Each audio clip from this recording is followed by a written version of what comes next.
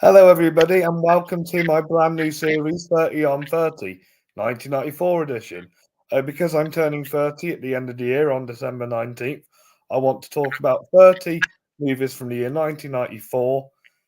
And with me today to talk about the first one winning a cover is the legendary man himself, Mr. Cody House. Hello, Cody. Oh, thank you. Hello, Robbie. Awesome to be on here. Didn't know I was legendary, but thanks for making me feel old about how old these movies are, because a lot of these I remember. I didn't see a lot in the theaters because I was pretty young, but this one I knew about but didn't see in theaters. I think I watched it whenever my family rented it. Yes, I think I saw this one on TV when I was in my teens and then just brought the DVD because I liked it so much.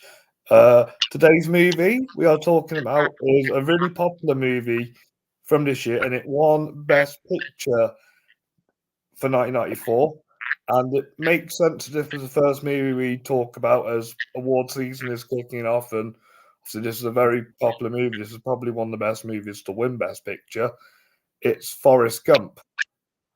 Yeah, it won Best Picture, Best Director, Best Actor, which is back-to-back wins for Tom Hanks, and I think it won Best Adapted Screenplay as far as the big ones go. I believe it did. I'm just going to look it up now. Ah, here we go.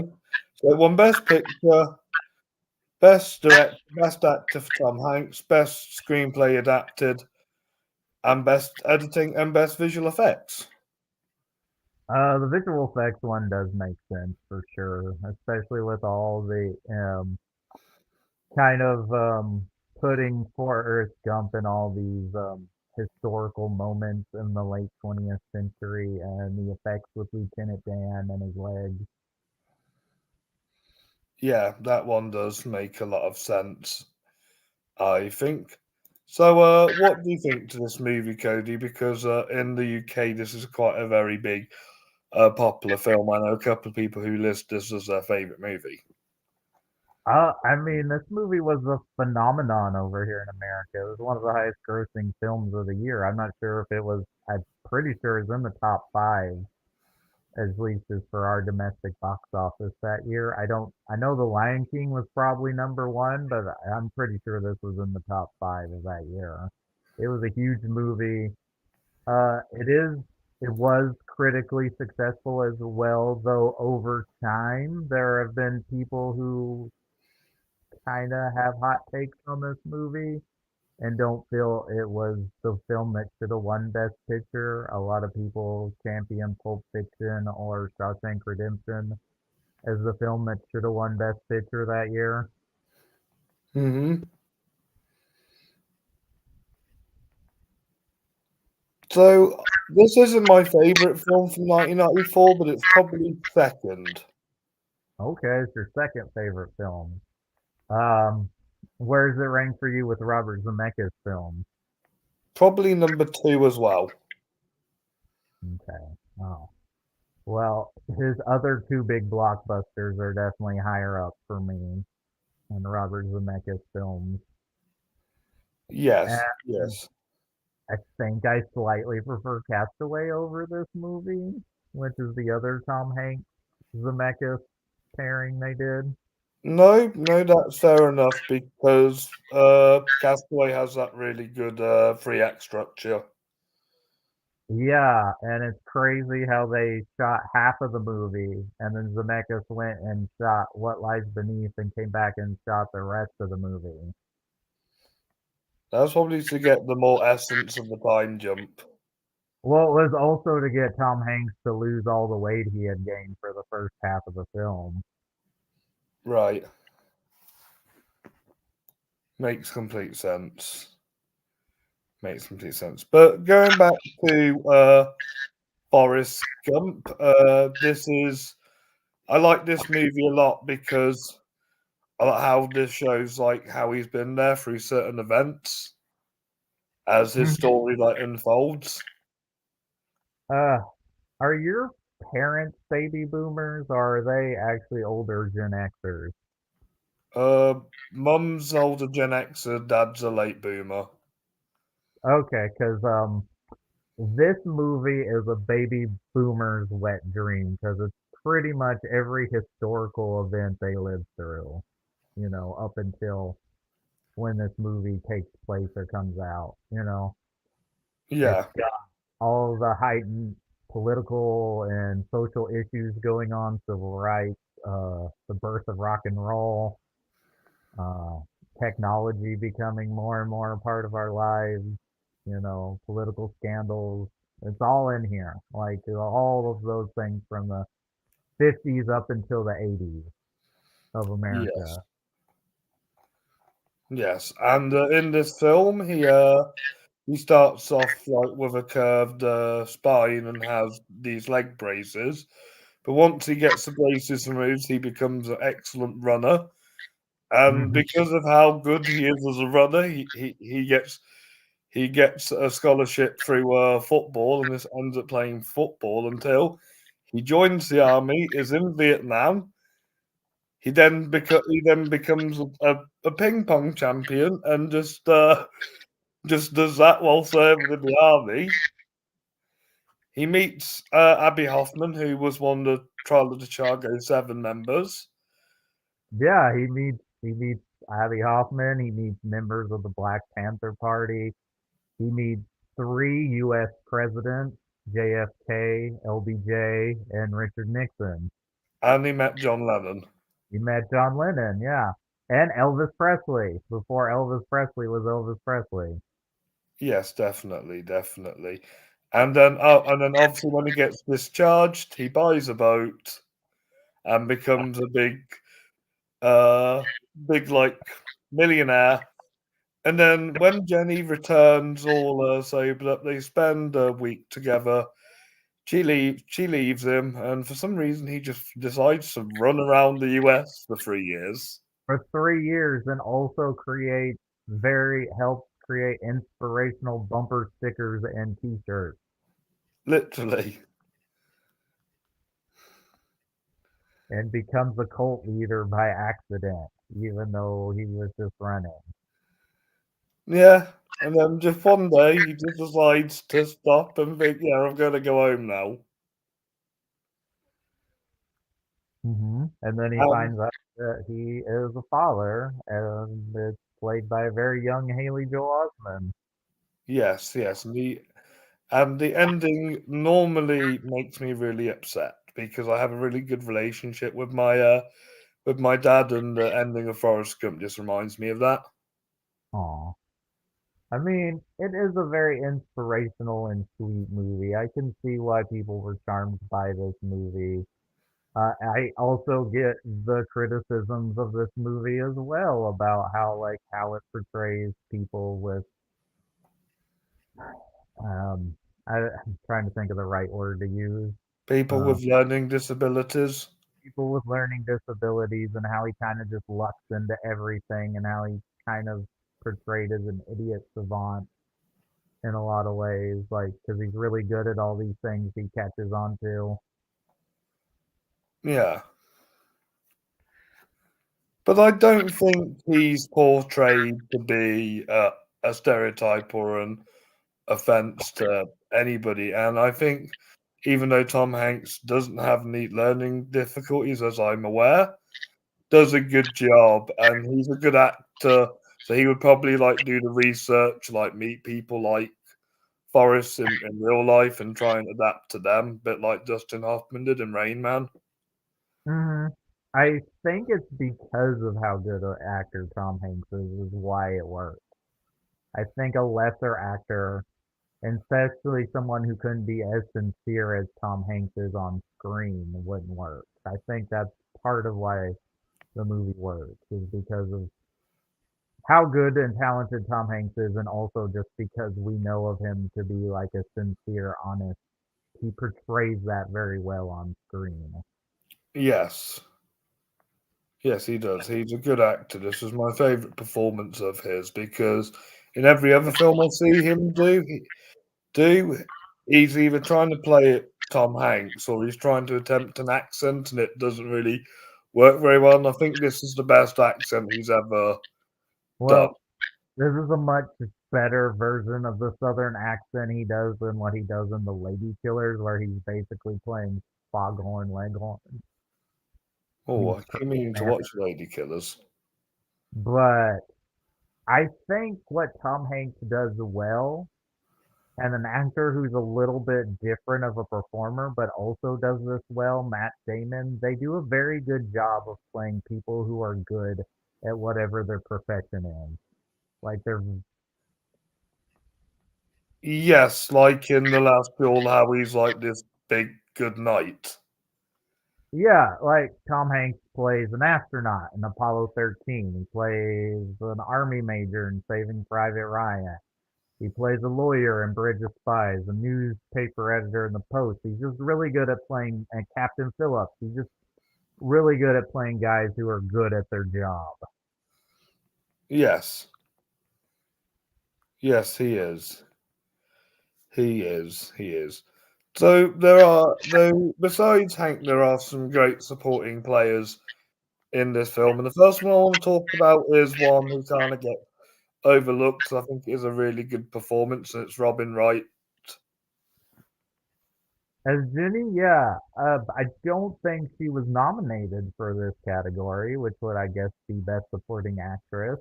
Yeah, And it's really the first person besides his mother he connects with in his life that he has a lasting friendship and love with. And I mean, no matter where she goes, because obviously Jenny has a lot of emotional and physical and sexual trauma as a child yeah, that carries over into her adulthood. Like Forrest is always there for her, and that's why she keeps returning to him because I think she does love him because of that, because he's probably the only good person she's had in her life. yes, yes, definitely. Because a lot of like memes kind of villainize Jenny a lot. Yeah, yeah, of course, because they're like she treats Forrest terribly, and she goes off and does these horrible things, but it's a byproduct of what she's been around, and I'm not trying to like say what she does was right, but you understand kind of why she keeps putting herself in those situations because that's all she knows. And it takes a lot to kind of remove that. So, you understand where she's coming from. Yeah, I understand. I understand. It's obviously, so with Jenny's childhood, her father was abusive, and obviously, throughout, despite being good friends with Forrest, she kind of goes on that self-destructive path where she joins the hippie community. She enters the drug culture, and eventually, she just settles down and has Forrest a son. Yeah, I think And once she becomes a mother, her life changes. That's what clicks for her because now she's responsible for someone else. yeah, definitely, definitely. She probably has the second best performance in this movie, and I feel like her performance gets overlooked. It does get overlooked, but I think Gary Sinise is phenomenal in this film as Oh, he Lieutenant. is. He was the next person I was going to talk about, so I'm glad you mentioned him because I really like this thing about his character where every single one of his relatives have died in a war. Hmm. Yeah, they have all died in every single American war. But I mean, like, it's a true character arc for him because he starts out as this prideful, pompous military guy. And then when he is injured in battle, he is resentful. I mean, he also has survivor's guilt, but he's resentful and angry, which is natural. Those are natural emotions to have if you become disabled or handicapped after a traumatic injury. But through that, he becomes best friends with Forrest, and you know, it's really a well-rounded It performance. it is because And we'll move on to one of my other favorite characters in this because they kind of set up that he's going to be the best friend of the movie until obviously Dan kind of takes over us. But I really love Bubba. I wish we saw more of Bubba. Yeah, I like their connection too, and I like that, you can even, I'm sure people have criticized Michael T. Williamson's portrayal as well as someone with a learning disability because of like his look and how he talks, but I think it's a really I sweet. I didn't think that he had a learning disability or anything. I just thought he was just a regular guy. There's something going on with Boba, but I think the reason him and Forrest become fast friends is because Forrest, is a sincere and sweet person and probably doesn't even understand racism that's going on in that world. And I think that's part of why they connect. Yeah, yeah, yeah. I'm glad that is one thing because it's even mentioned as a reference that one of his ancestors is a Ku Klux Klan member. But it's Mhm. nice to know that he doesn't understand racism and like he doesn't and which is a good thing to because he's not like racist or anything. Right. He's not like the majority of the people he's growing up with in Yeah, he Alabama. doesn't get the idea of racism, so he's not racist. Right. And like there's the scene where they integrate the university he's going to and he helps that female student with her books when it drops. Like, and a guy makes a racial term that is used, but Forrest is innocent, thinks he's talking about raccoons, He's like, well, we just use a broom, get them off the porch. He thinks we're talking about raccoons. Exactly, exactly, and yeah, that's what makes him a good character. Yeah, good. Yeah, yeah, kind of good little kind of new kind of Also, he's stopping information. domestic abuse all the time, even though he's punching. I'd like to know who taught Forrest how to fight. That's not in the movie. I wonder if it's in the book. Like how he Yeah, got so good at punching people. yeah, I wonder. Maybe he learnt a lot through football practice In the military, yeah, maybe in the so. Maybe military. Yeah, and the one of final my cast favorite lines is when he attacks that guy at the Black Panther rally, and he tells those guys, "I'm sorry, I ruined your Black Panther party." Yeah, so the final person I want to talk about acting wise is Sally Field, and she seems to be getting a lot of mum roles in the 90s. Yeah, yeah. And you know what's weird is that Sally Field played like his contemporary. I don't know if they were romantic or not, but they play contemporaries in a film called Punchline, where Tom Hanks plays a stand-up comedian and she's wanting to learn to be a comedian. And they're only 10 years apart. She's only 10 years older than him. Yeah, I was just looking, because she's only born in 1946 and he's born in 1956. So she's not even old enough to be his mom in real life, but like because of her gift as an actress, like her sincerity and sweetness and tenderness as a performer, you buy her as a mother because this is the year after Mrs. Doubtfire and Yes. other 90s performances. It's not as well known as a movie, but it's a film where she's married to Alfred Molina and he takes her back to the Middle East and tries to keep her and her daughter there, and they have to try and get out of the country. I think it's called Not Without My Daughter or something. That sounds weird. Yeah, it's a weird 90s movie, but it's just another Sally Field movie where she's playing a mother. Yes. Yeah. So, Robert Zemeckis, at this point, he's at the high point of his career, and now his last two films have been like flops. Well, was Back to the Future 3 a flop? I know Death Becomes Her was a flop. No, I'm on about Pinocchio and the Witches. Oh, his last two current films. Well, Pinocchio went, they both went straight to streaming, so we don't know, like, really. like how they would have done. But the Witches was removed off of Mac, like so. Yeah, I heard that's kind of offensive to people with missing limbs. The Witches? Yeah. Hmm. I honestly I can't remember, but I prefer the Nicholas Rogue, Jim Henson version. Oh, definitely. No, I like Death Becomes Her, and I like his film after Forrest Gump, Contact. Oh, Contact is incredibly underrated film. Because of being the movie right after his Oscar-winning film. I don't think a lot of people at the time appreciated that film or wanted something that it wasn't. Yeah. But it's So a really solid film with great performances. definitely, Jodie Foster is incredible in that.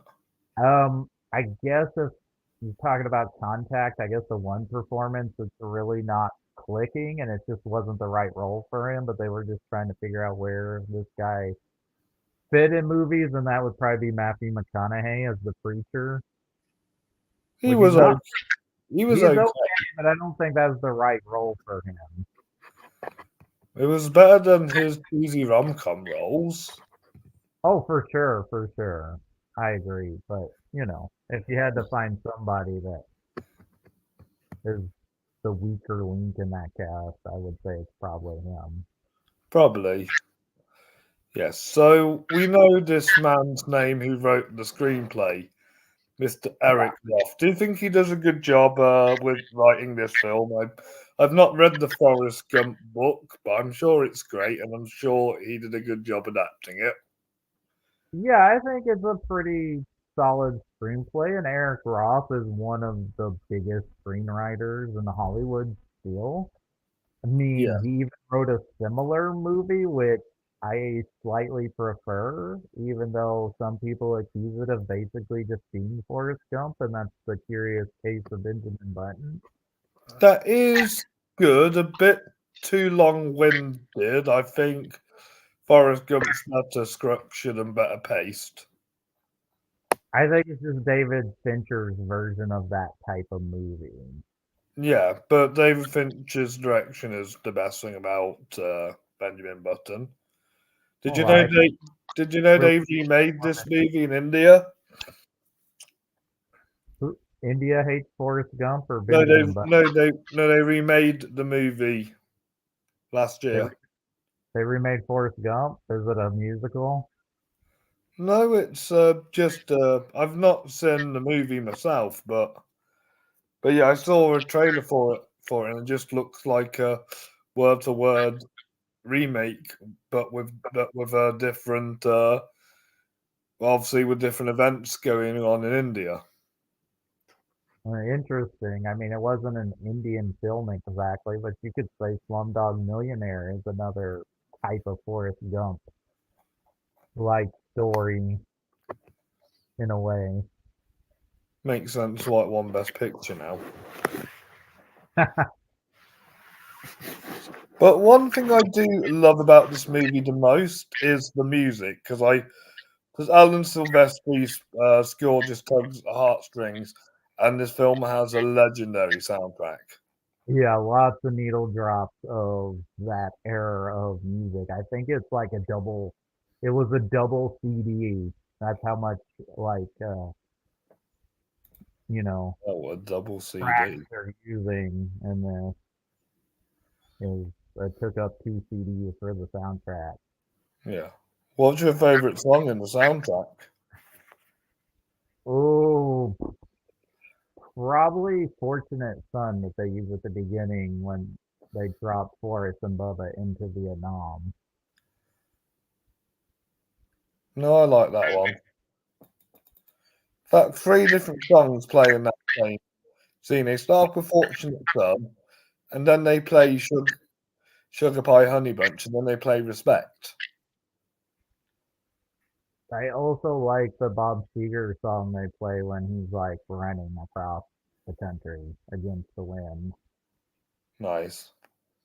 The songs I like are obviously Fortunate Son and Sugar Pie Honey Bunch and Respect. I love California Dreaming. Love for What It's Worth by Buffalo Springfield, one of my favourite songs. Also, I do like The Doors and Break On Through. Love Mrs. Robinson, which obviously is famous for being made for a movie. Hmm. Love Everybody's Talking, again another song that's made for a movie. Well, they have a lot of songs made for movies in this in Yeah, I this think film. they even replicate the Midnight Cowboy scene and have that song playing with Lieutenant Dan saying, "I'm walking here." Yeah, and obviously Go Your Own Way by Fleetwood Mac. Hmm. Yeah, that's why it's a baby boomer's wet dream. It's all their pop culture, you know. Yes, yes, definitely, definitely. Sounds like my generation need one. You're technically a millennial, right? Yes, I'm just a tiny bit before Gen Z. Yeah. Yeah, it's always weird. Some people say 99, some people say 97. Um, so some people say 2000. So it's kind of weird where they cut off millennials, but I guess it's like 81 to 96 is the Yeah. general This mo- vibe. this this movie was nominated for my favorite category, What's that? best cinematography. Yes. Correct me, I don't remember. Did it win that one or did it lose? It That lost to Dum Dum Dum Dum Dum Legend of the Fall, which I had seen, and although the plot isn't as good as Forrest Gump, it I would say it's a good win. it's a beautiful film, but yeah, I think I prefer Forrest Gump over Legends of the Fall as well. But out the three I've seen, I would have personally given it to the Shawshank Redemption, which we'll talk about in another video. Yeah, it is the movie I would have, if I had the power, that's what I would have given those pictures to. Oh, 100%. Deakins could have won his first Oscar in 1994, but no, you had to give it to that Legend of the Fall. If you don't mind me asking, I just want to see if I've seen them What's that, mate? for best cinematography. Wyatt Earp, and I think it was Three Colors Blue or something. Okay, Three Colors Blue makes sense. I've seen the first of that trilogy. I haven't seen Red or White. White Earp is kind of a forgettable Western. It's the other Wyatt Earp Oh, movie, it's but it's Three Colors Red, sorry. Three Colors Red. Well, if it looks as good as Blue, that those are those are very acclaimed films and kind of where the whole joke of the Cornetto trilogy came from. Yeah, yeah. There's also a similar joke in one of my favourite sitcoms, The League of Gentlemen. It's these two film buffs are aren't aware they're seeing three colours blur, and there's like a posh cinema snob like stood behind them, and he's just moaning about like how like loud and obnoxious they're being. They're a pretty funny sketch. So, best picture, it was Forrest Gump, Shawshank, Pulp Fiction, Four Weddings and a Funeral. What was the fifth film? I think it's Quiz a quiz show. internet. Oh, the quiz show. That's right. Yeah, the quiz show is really good. The Robert Redford movie. Yes. Yes, I'll probably add that to the list so I can talk about all five best picture nominees then. Yeah, you have the other four that you're going to talk about. Yeah, I will be talking about the other four. Then yeah, Yes. you should just go ahead and throw it on there. I will throw it on the list. I'll throw it on the list. I want to try and get a film that I've not seen as well. Yeah, yeah, that would be good. Yes. So I think out of all the Oscars it won, I think it deserves them all. I mean, I, Uh, I mean, I can yeah, see why Tarantino didn't win directing because it was only his second movie. I think that was the general consensus at the time, and honestly, as revolutionary as Pulp Fiction was, and as important as it is to film history and pop culture, I think he's only gotten better and has directed better films. So, you know, he doesn't have an Oscar for directing, but he has two for screenwriting, so calm down, Tarantino. Maybe his last film might be his time. Yeah, it might be. He might get the award then because they're like, okay, now it's your time. And I think just the voting body at the time, this was still very much the older academy. It's mostly older men, older white men, and this movie appealed to them. And a lot of times, the more inspirational movie wins sometimes because it's just you feel good after watching Forrest Gump. And I mean, Shawshank is also an inspirational film, but there's a lot more like rough things going on in Shawshank than Forrest Gump. Yeah, And as great as Pulp Fiction is, I don't know if you necessarily feel good after watching Pulp Fiction. And also, that's a movie that you either are vibing with or you're like, I don't get this. I don't like it. yeah, yeah. I vibed with it the first time. I just needed to watch it the second time to know where the story to know how the story followed. Is that the first time you saw a movie in a like a non-linear structure where it was like going back and forth between different stories? I believe so. Yeah, Yeah, I guess that could be jarring if you're not used to watching things that way. Because I remember my dad hating it for that reason. yes, and it was also the first movie where obviously it was a lot of talking, although the conversations they were having were interesting. And this is Forrest Gump is a Hollywood blockbuster. It's got A-list actors, A-list director. You know what's really funny you saying it's a blockbuster? They do not make movies like Forrest Gump anymore.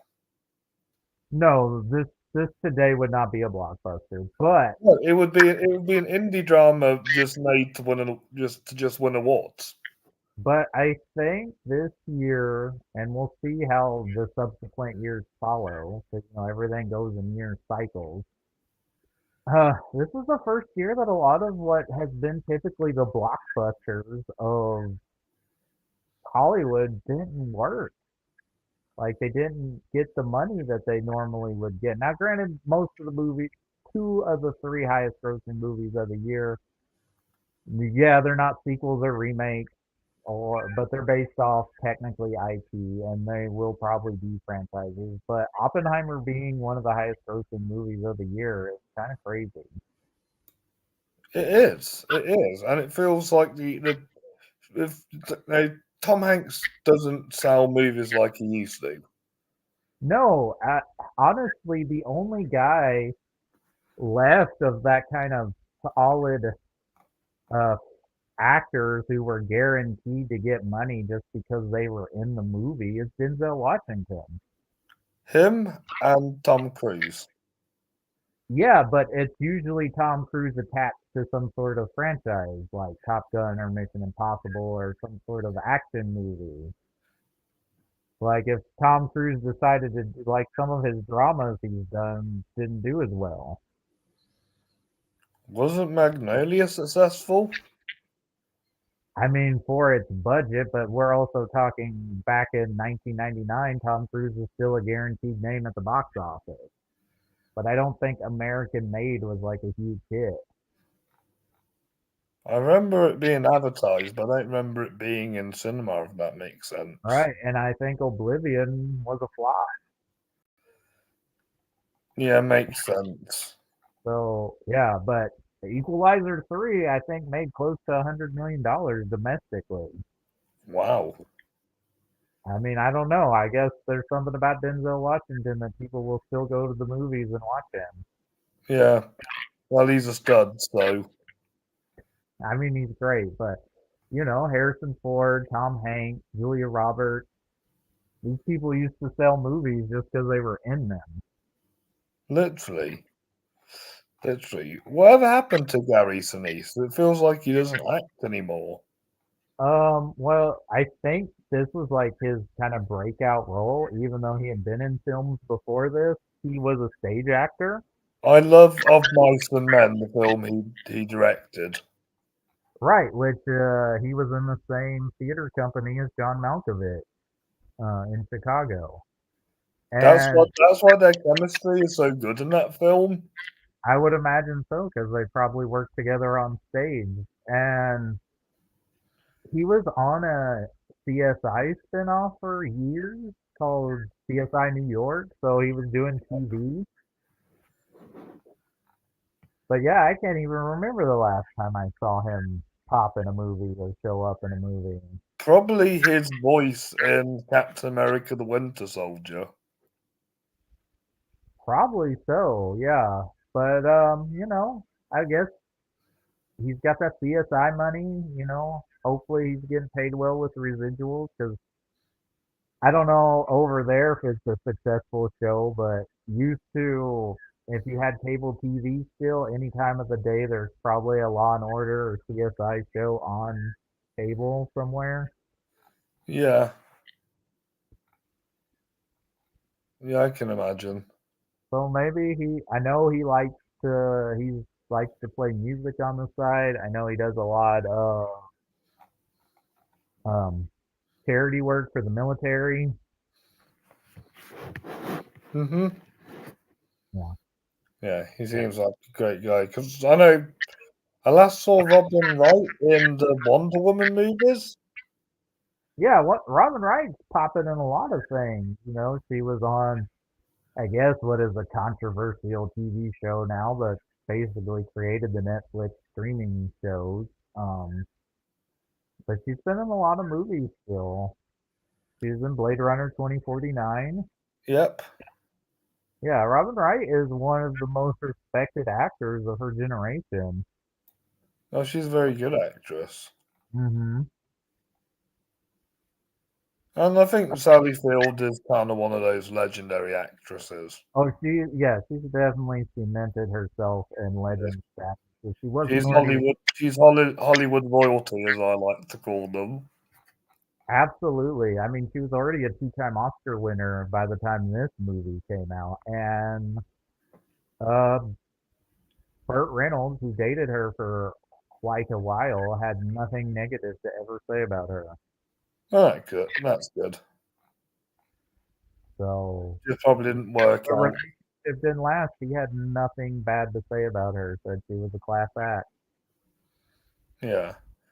Check this out, Cody. I'm just looking at Oscars as Sally Field has. He's won two Best Actresses, but when she was nominated for Best Supporting Actress, Lincoln, she lost to Anne Hathaway. Yes, she lost Anne Hathaway to Les Mis, which I like Les Mis more than most people do. I actually really think it's a good movie. I understand why some people don't like it, but I actually like Russell Crowe in that movie because he kind of fits the part he plays. oh, there's no question he's not good for the role. You know, it's just a shame he has to sing up against someone like Hugh Jackman True. in a show that is mostly all singing. This version. Like if it was like the Liam Neeson version of Les Mis, he would have been great. Yeah. Yeah, definitely. Definitely. But yeah, going back to Forrest Gump, is there anything else you want to talk about it? I mean, you know, it's a movie I don't love, but I still enjoy it. I think it's a delightful, charming movie. I think it works because of its charm and its performances, especially from Tom Hanks. I think Gary Sinise is incredible in this movie. I think Sally Field's incredible in this movie. I think Robin Wright and Michael T. Williams don't get enough credit for how good they are in the movie. Do I prefer Who Framed Roger Rabbit and Back to the Future as a Zemeckis movie? Absolutely. But that doesn't mean this movie is not Yeah. good. Yeah, It's Back to the Future would be number one. Who Framed Roger Rabbit would be number three. Who Framed Roger Rabbit's my favorite Zemeckis film. I think that movie is a landmark achievement, and it is not nearly talked enough anymore as like Definitely, definitely. pop culture of Well, what. well, from what we've spoken about today, it feels like this was also a cinematic landmark. Oh, absolutely. There's no denying how popular and how achievable some of the special effects are in this film. Yeah, there's no denying it. And some people just don't want to like this movie just because there's those people who don't want to like popular movies that the Yeah, I get majority, you. there's always that person. Like there's always backlash for movies like this.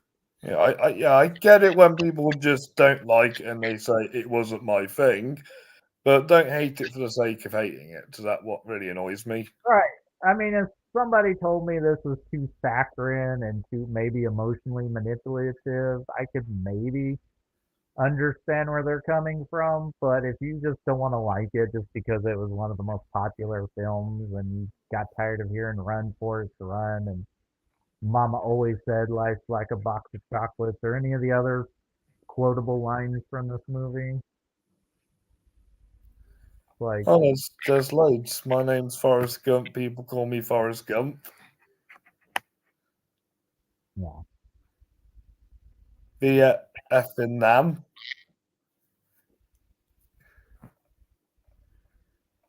Yeah, yeah, a lot of good quotes from this film. yeah, and as Forrest Gump, a companion film to All the President's Man. Yes. Do you want to know how much it was to make this movie? It's got to be close to $100 million. 55. That's it. Yep. The That's money it crazy. made was $678.2 million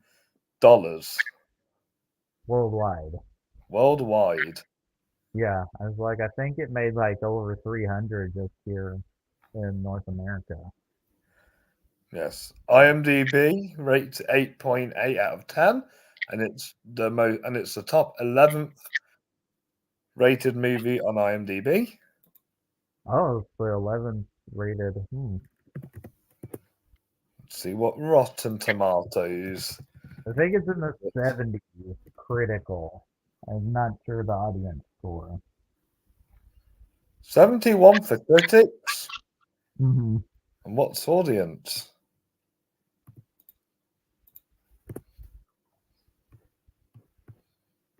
One minute though. Here we go. 95. Yeah, yeah. And Makes we'll sense. check And I the wonder letterbox. how many of those reviews from the critical score are more modern reviews than from the time, you Yeah. know? Because I was looking when I watched it last week. This was on Fiscal Niebuhr's top 10 list. Oh, Yeah, I can imagine Robert Ebert and probably some of the critics, the old school critics like this. And Letterbox rates it 4.12 average out of 5. yeah. Yeah, it's a very beloved movie. Of course, you have definitely your Tarantino bros who don't like this movie, and some of the other people. And there, like I said, there are people who legitimately this is just not something they vibe with because they probably find it too sweet. Yeah, But definitely. I think it's a charming movie. Is it the best movie ever made? No, but really well done. It's so well done. It's very well done. It's very well made, well crafted. This was obviously Robert Zemeckis' high point in his career, and I think he did a fantastic job making sure this movie was a success. That won Best Picture. I would give it a 10 out of 10, 5 out of 5 anyway. 8 out of 10 for me. 8 out of 10. Was that a 4 out of 5 as well? Uh, it's somewhere. It's in that weird spot for me between a 3.5 and 4-star movie. Maybe 3.75 stars. Okay, yeah, Letterbox, if you're listening, add that as a suggestion. Yeah, it's Yeah, somewhere in there. Like, 'cause The performances are too good and the direction's too good. But I hadn't seen this movie in a long time, and it's not one I want to revisit a lot. But it is very well made. Good. Good. Well, Cody, I'm going to end things there today. Thank you for coming on board to chat this movie with me. I know you don't like it as much as I do, but I'm glad that you think that it's still a charming, well-made movie. Yeah, I mean, just because I don't love it doesn't mean I'm gonna come on here and trash it. It's a good movie. There's very few actual movies that have won Best Picture that are truly bad. Um, there's just a lot of times you're like, but this movie's way better. But this isn't one of those cases where it's like just a scandal it won. It's just, you know, Yeah. I understand because I feel the way. It's like, oh, but Shawshank is doing sort of the same thing, and I love that movie way more. Yeah. I get you. I get you. Yes. But anyway, thank you for coming on to talk with me. And thank you guys for watching. Let me know in the comments down below what your thoughts on Forrest Gump, and make sure you give us a like and a subscribe for more videos. Cody, it's been an absolute pleasure chatting with you today, and I'm going to invite you on to another segment on the show soon, and I'm going to leave the next one a big mystery. But I promise Okay, you, after today, this will be back. Right. awesome. Thank you, everybody. Thank you, Cody. Thank you, everybody, for watching, and we'll see you very soon. Bye bye. Bye.